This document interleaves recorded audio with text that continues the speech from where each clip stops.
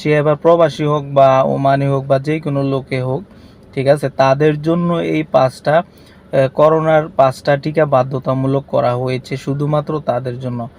আসসালামু আলাইকুম রহমতুল্লাহ, আশা করছি সকলে ভালো আছেন। দেশ ও দেশের বাহিরে যেখান থেকে আমার এই ভিডিওটি দেখছেন সবাইকে জানাচ্ছি আন্তরিক শুভেচ্ছা। দর্শক, ওমানে করোনা টিকা বাধ্যতামূলক করা হয়েছে, তো এটা কাদের জন্য করা হয়েছে বিস্তারিত বিষয়টা আলোচনা করার চেষ্টা করব।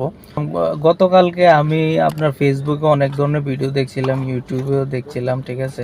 অনেকেই কিন্তু আপনার এসব বিষয় নিয়ে কথা বলছিল যে করোনার 5টি টিকা কাদের জন্য বাধ্যতামূলক।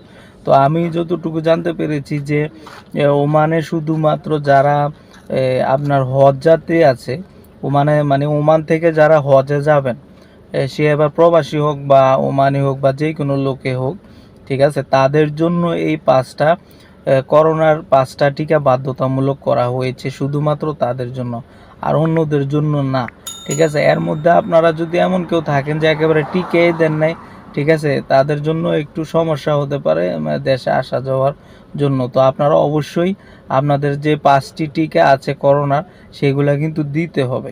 না হলে কিন্তু আপনার যখন আপনার ফিঙ্গার দেওয়া হবে তখন কিন্তু সব আপনার ডিটেলস কিন্তু বের হয়ে আসবে, তখন কিন্তু আপনার মানে বিপদে পড়ার সম্ভাবনা বেশি থাকবে। তো আর এই সমস্যাটা হওয়ার মূল কারণ হচ্ছে আপনারা জানেন যে গত কয়েকদিন আগে থেকে কিন্তু করোনার মতো একটা ভাইরাস কিন্তু আপনার ছড়িয়ে পড়েছে পুরো বিশ্বে। এটা একটা প্রবলেম চলতেছে, এই প্যান্ডামিকের কারণেই কিন্তু আপনার ওমান সরকার এটা নিয়ে একটু জোরদার তাদের কাজকর্ম চালিয়ে যাচ্ছে বা বিভিন্ন আইন তৈরি করতেছে।